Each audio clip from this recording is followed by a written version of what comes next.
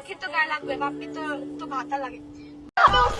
আমি আমার জামাইয়ের সাথে, যে জামাই ছিল তার সাথে ভিডিও করে উঠছি। ঠিক আছে, আপনারা দুইজনই জামাই ব্যবসা করে উঠছেন। আজকে দেখবো দুই জামাই ব্যবসায়ীর ঝগড়া।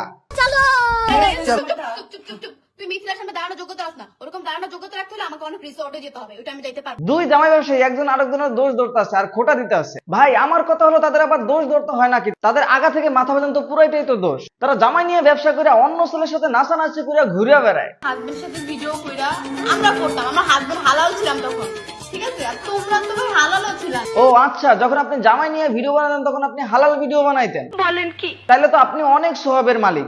আপনি তো সেলসেলায় বেচতে যাবেন। যাই হোক, হালাল ভিডিওর কথা বাদ দেন, এরা হালাল হারাম বুঝে না। এবার দেখে আসি এখন কি ভিডিও বানায়।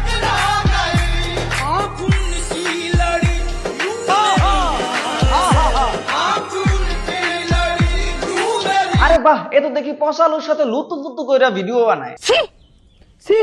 এই পচা হালার পর সব ঝামেলার মূল মাইয়া পাইলেই নাচানাচি শুরু করে দেয়। যাই হোক, তারে নিয়ে আরেকদিন বলবো।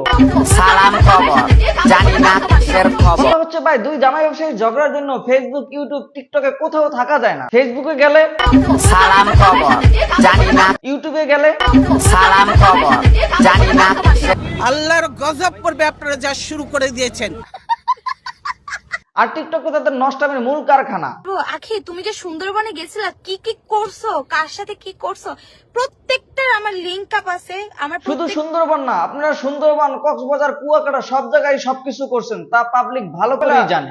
শুধু সুন্দরবনের কথা বলে নিজেদের পরিচয় দিতে পারবেন না, তাহলে কক্সবাজার, কুয়াকাটা, সিলেট এত রাগ করবে। রোজার মাস, ঝগড়া বাদ দেন, ভালোভাবে ফেসবুক, ইউটিউব চালাতে দেন, তা না হলে ঝগড়া আপনাদের।